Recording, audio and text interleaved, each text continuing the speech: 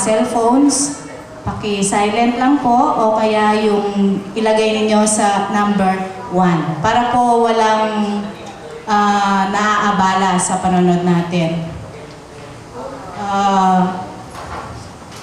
Yung mga kids po, kung pwede po sa kids room, yung mga kids, ano po, kasi po ano yung panonood natin. Pero okay naman po yung ano natin, kaya lang po hindi rin nila maintindihan yung panonood natin. Kasi sa kids room meron pong ano, meron pong mga DVD doon. Brother Manny, sa kids room meron tayong DVD, di ba? Pwede manood yung mga kids. Okay, thank you. Maraming salamat po.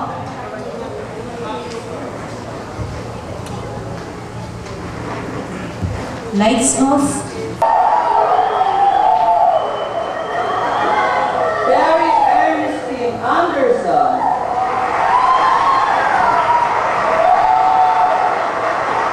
Nasaan? Binigay ko sa'yo. Nakasakit sa balikan mo. Hindi ako makapaniwala. Okay na lang, nagulog ka.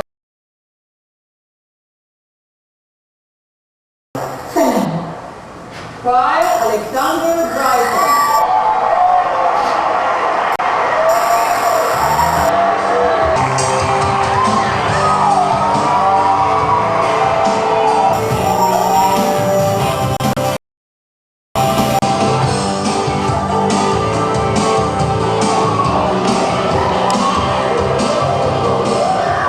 Nagustuhan mo ba mga burgers, Pastor? Mga burnt offerings, Akala ko magandang kumain si oo nga. Nalimutan mo si Johnny.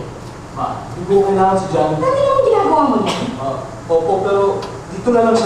Uwi rin naman ako every weekends eh. Kaya huwag ka mag-alala sa mga labahin. As you lagi na ako, hindi mo na ako dapat ginaganyan. Okay.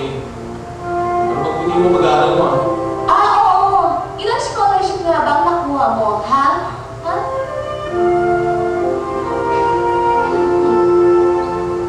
Nagkasagot siya. Nandito pala si Brother Jan. Brother Jan. Okay, nandito po si Brother Phil pa rin. Okay? Brother Phil. Okay.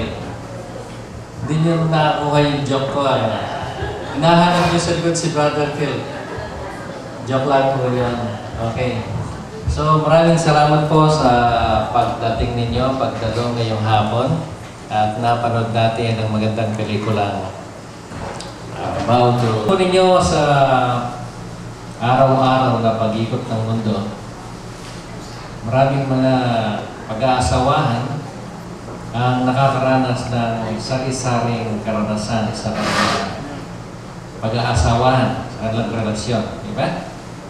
Subalit nakita po natin ang ganda, ang tibay ng samahan kung ang Panginoong Diyos ang siyang nasa sentro ng ating buhay. Diba? Sa ating mga pag-aaral sa banal na kasulatan, palagi nating sinasabi, si Kristo ang ating buhay. Si Kristo ang lahat-lahat. Si Kristo ang ating tagumpay. Diba?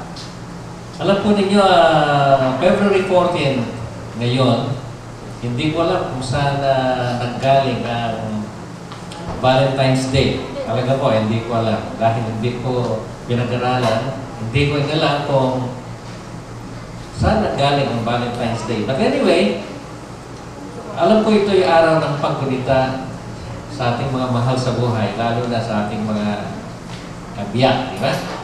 Wala yata si Mrs. Valencia tayo. Marami na sa atin ang nakakaliwa. Di ba? Ang unang-una daw, paramalan ng pangalan ng ating hindi lang asawa, maglikapa. Di ba? Tama ba? Ano? Ang pangalawang nangyayari daw, yung nakakalimutan na natin ang kanyang mukha. Kaya nga ako nag-joke ng konti para sumaya kayo di ba? Masyado yung dinidibdig yung napanood natin. Okay, mag-joke muna ako. Para daw matis na ang Santa Cristo. matino pa ang memory niya. Okay? Kasi nga daw po, merong isang matanda. Ang sinagot po niya, 194. Okay, sabi ng doktor. Umiling ang doktor. So sabi niya, sinumbong niya yung isang matanda. Sabi niya, ika nga, paano ba yun? Yung number, di ba? O yung... So, hindi na naman siya pumasa, di ba? Tinanong ngayon ng doktor yung pangatlo. Sabi niya, sabi ng doktor, paano mo nakuha yung 4? O sabi niya, napakadali. Binaynos ko lang yung 194 sa Thursday, sabi niya. Mga palatandaan na talagang tayo po nagkaka-memory problems na, di ba? Amen ba? Ito na siyang plato, scrambled egg ang dala. O sabi nga ng lalaki, nagalit po yung lalaki, alam niyo bakit nagalit? Bakit scrambled egg ang dala? Sitwasyon dati, medyo tumatanda na tayo, nagiging malimutin, di ba? Mga kapatid. Kaya tanda po natin ito. Lisan po, kapares sa buhay. Kailangan, yun ay ayon sa ating sinukahan, di ba? Di ba palagi tayo in richer or poorer, in health or sickness, tama ba? Amen? Till death do us part. Pero ang umaga, kung minsan mali yung ating dahilan kung bakit tayo nag-aasawa. Wrong reason kung bakit tayo nag-aasawa. Huwag po tayong mag-aasawa dahil for convenience. Amen? Sa Amerika, usong-uso yan. Marriage for convenience, di ba? Noong pong 1985, nandun ako sa Salinas, California. Sabi nung aking pinsan, yung pinsan ko, yung nakita niyo pumunta dito, na pumasok bigla, tapos nagpipinsan ko, sabi niya, pinsan ko yan. Pinsan kong pogi yan, sabi niya, pinsan ko yan. Yun ang pinagmamalaki niya, ako raw, pinsan yung pogi. Okay, nandun po ako sa kanila, sabi niya, sabi niya, alam mo, dito, maraming nag-aasawa dito. Sa totoo niya, sabi niya, meron sa Pilipino dito, nag-asawa. Alam niyo kung ilang taon pala yung Pilipino? Mahigit na 30 anyos. Yung napangasawa niya, Amerikana, mahigit na 60 anyos. Alam niyo kung bakit sila, kung bakit pinakasalan ng lalaki, yung Amerikana. Marriage of convenience. Di ba? Kaya nga po ay hindi dahil sa pag-ibig, kundi dahil sa gaya na sinabi, di ba? Okay. So, hindi po pala tama yun. Dapat talaga pag tayo ay nagmahal o tayo nagpakasal, kailangan talaga pangako na siya mahalin. Sa hirap at ginhawa, may pera o wala, siya mamahal. Ganon ang maging attitude natin. Pero hindi po natin mapagtatagumpayan ang lahat ng hirap sa buhay kung wala ang Diyos. Pagsubok man yan, kahirapan man yan, ang Diyos po ang magbibigay sa atin ng lakas. Hindi ang kanyang kapatid si Phil. Amen? Amen po? Dahil sa Diyos, napagtagumpayan din dyan si Julia. So ngayon, meron na tayong dito. Pag sinabi natin Julia, alam na niyo gusto sabihin, di ba? Amen? Amen? May Julia ka na ba sa buhay mo, Brother Tony? Gano'n, di ba? Brother Remy, may Julia ka na ba? May Julia ka? May asawang may problema, di ba? Okay.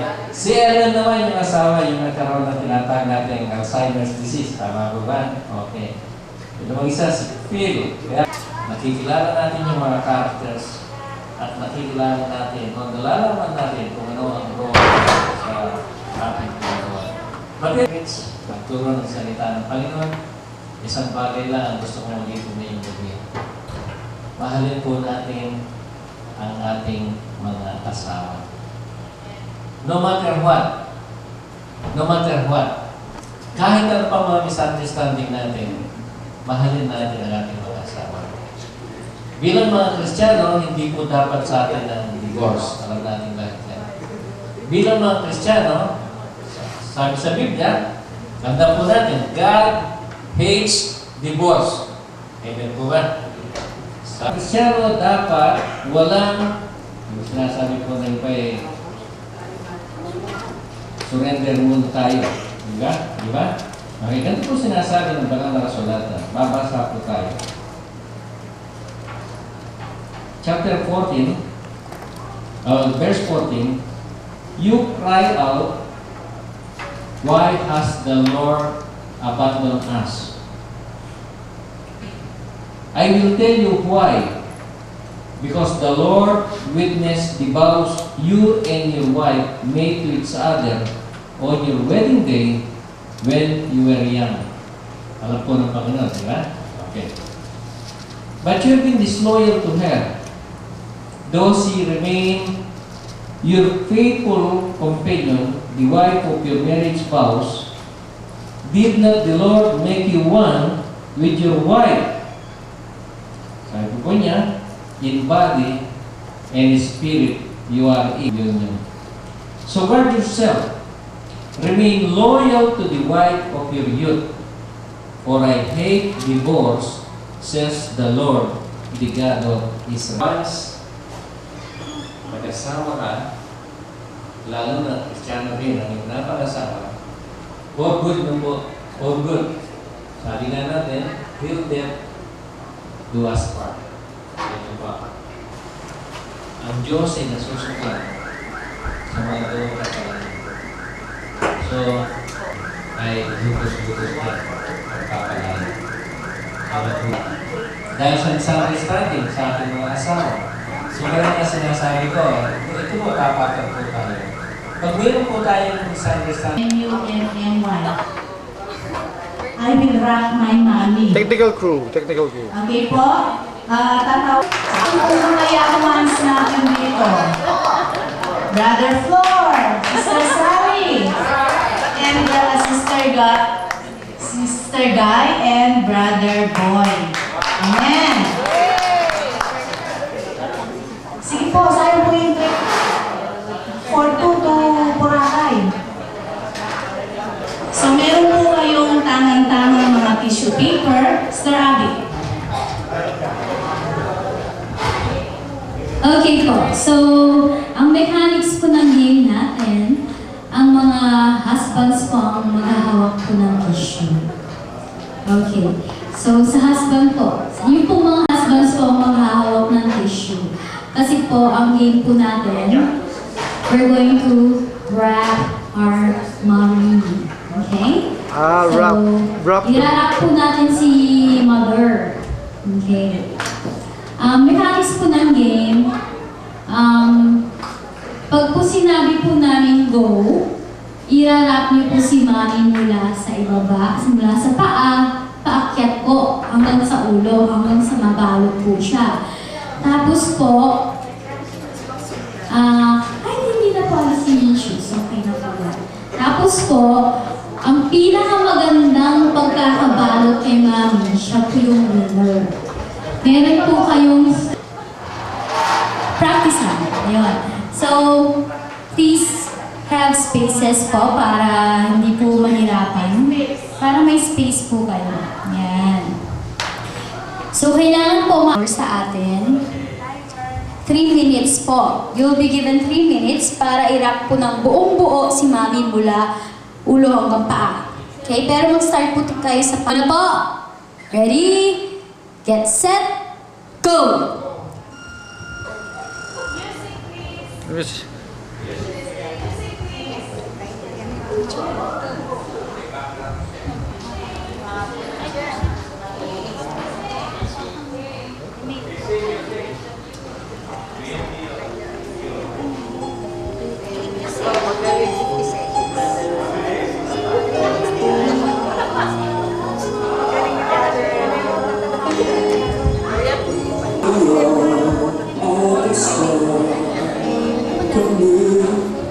Galing-galing naman ni Brother Remy.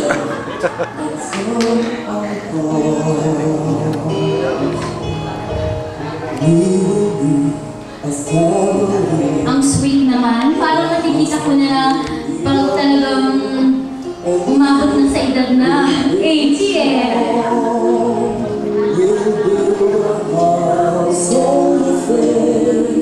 That together we can love. It's one in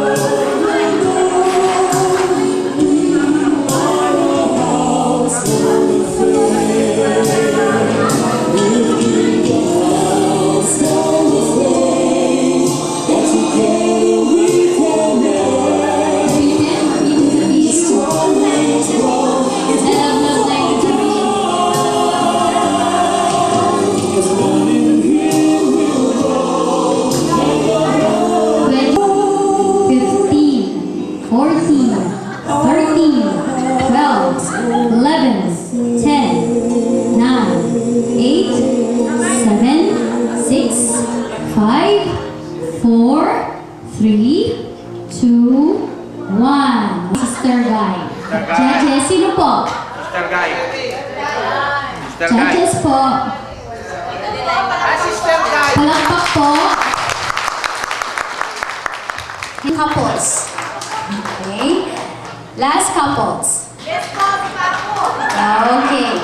So, ang winner po natin ay si Sister Guy and Brother Boy. Congratulations po. Okay. Thank you po. Meron pa pong isang game, Sister Del. Sige po, Sister Sylvia, yung Sister Ellen, Brother Boy, tsaka si Sister Maya, and Brother Noel. 3 pairs lang po. Dito po kayo. Opo, kailangan natin. Cheers. Hindi ng mga asawa. Kawawa naman si Brother Noel. Joke lang. Lahat po, lahat. Oo po.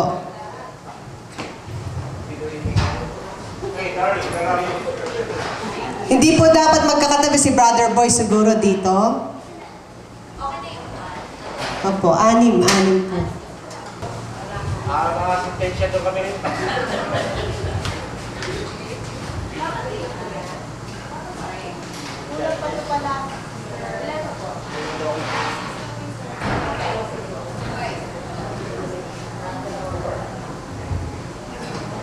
Global Advisory. Magaganda at pogi ang mga... Game ay parang it's a date. Kailangan po, pareho po ang sagot ninyo. Kayo pong mag-asawa. Sa mga katanungan na ito. 5 questions lang naman po, pero kailangan swak na swak po ang mga sagot ninyo. Sa mga katanungan na ito. 5 questions lang naman po, pero kailangan swak na swak po ang mga sagot ninyo. Anong nagkainlaban kayo? Hanggang sa inyong pag-aasawa? Hanggang sa magkaanak kayo? Pero hindi natin may tatanong ang future. Pwede! Okay. Habang inaantay po natin ang ating mga questions, relax lang. Sabi ba, mahal niyo, pinahihirapan. Okay, eto na po ang ating mga questions. Wala pong sisilip sa mga sagot ng mga katabi. Your own papers. Joke. Okay po. First question. Kailan ang wedding anniversary date ninyong mag-asawa? Kailan? Na Brother Chito and Sister Mariette. Ang sagot po ni Sister Mariette, September 8, 1982. Ang sagot po ni Brother Chito, September 8, pero walang date. May Alzheimer's na po siya. Kasi walang date.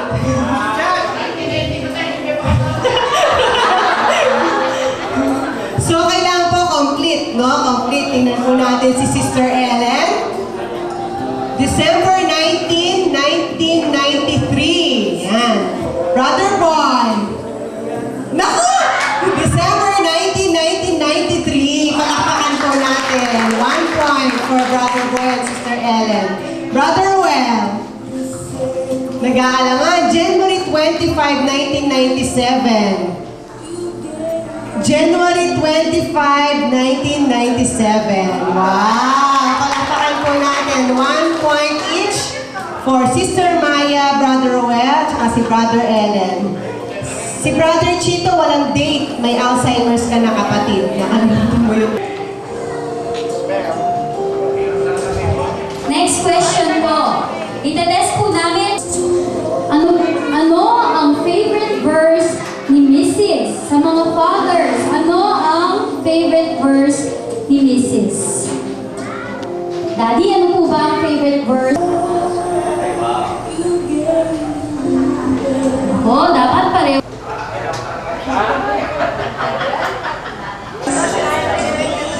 Para si Brother Chito, lahat paborito yung ulam.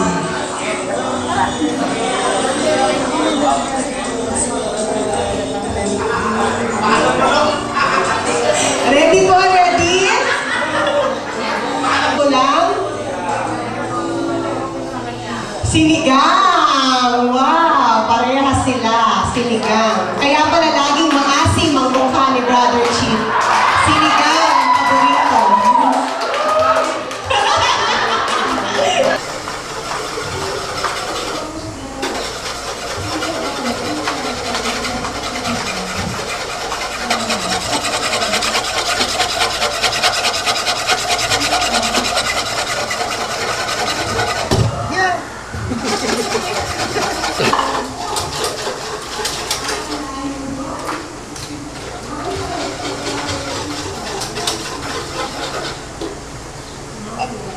Kaya kailangan alam ilan ang waistline ni Mrs. Ini-estimate na ni Brother Chito kung ilan ang waistline ni Mrs.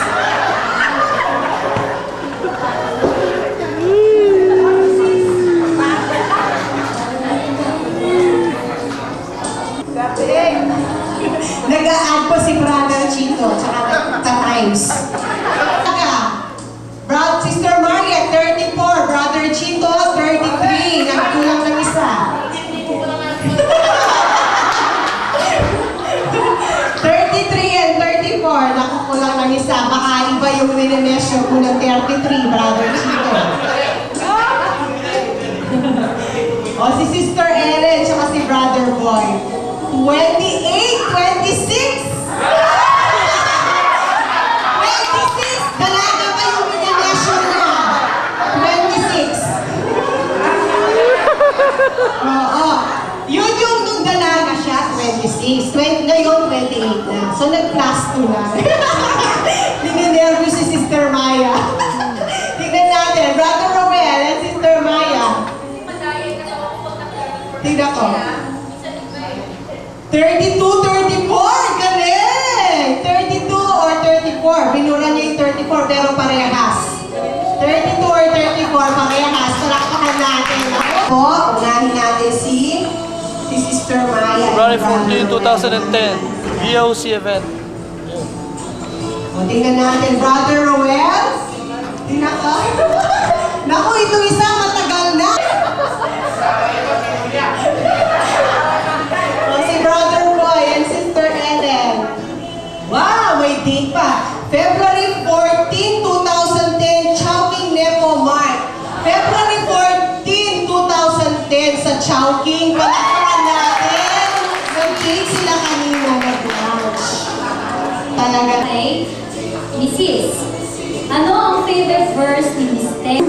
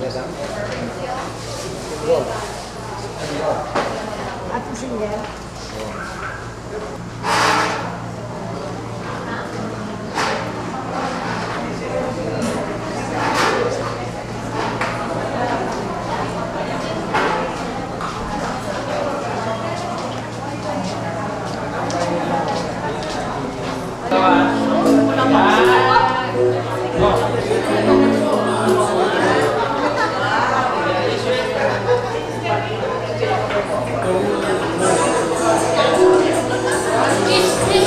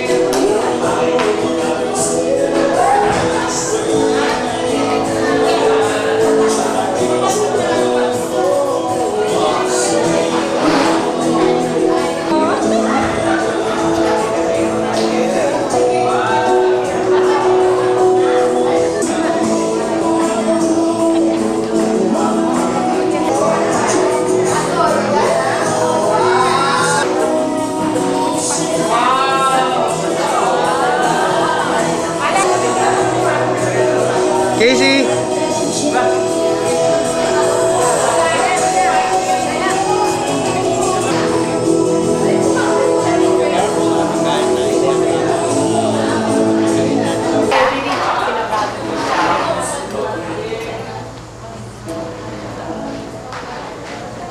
Kilito, mine.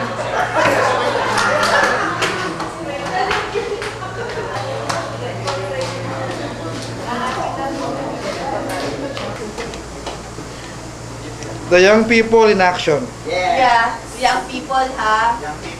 Young people with 4 kids. Young adult na eh. Young people ako. People na ba? Sorry na.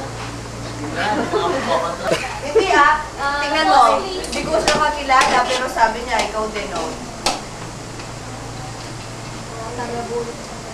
Abby, could you tell me what you're doing? I mean, the young people. The young people are helping here in the kitchen, and we're gonna serve the elders. So it's composed of what? Ano yan? It's composed of chicken, vegetables, what do you call this? What is this?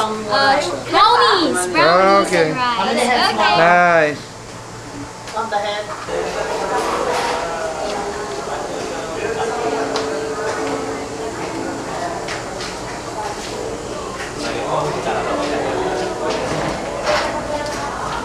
This is Kuya Manny. Hi! Today is February 14, happy Valentine to myself. Mami. Hello.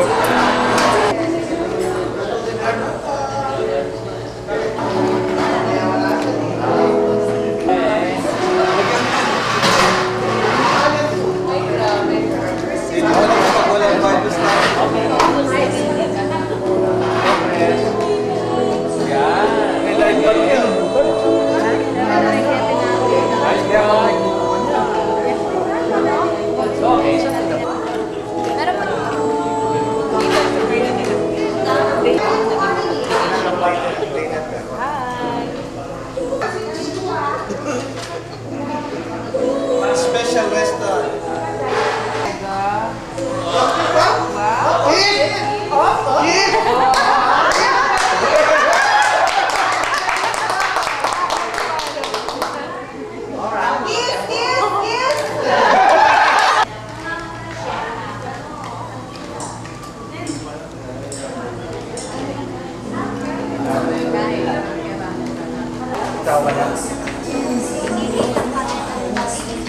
Hi, girl. Hi girl. Wala, di pinapansin.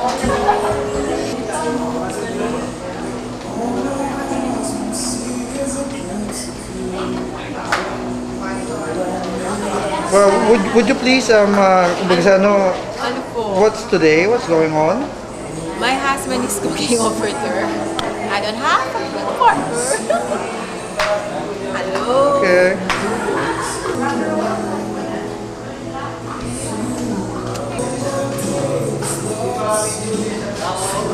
Happy Valentine's. Happy Valentine's.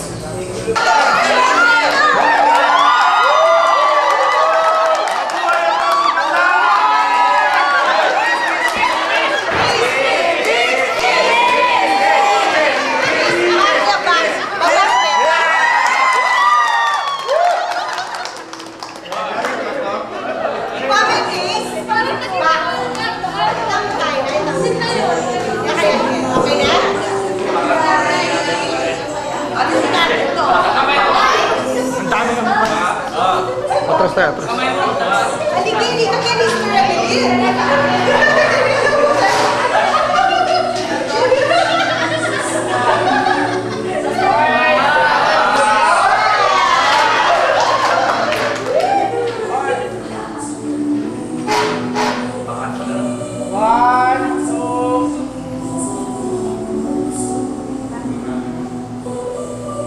Smile, naka-close up kayo. Close up sa akin.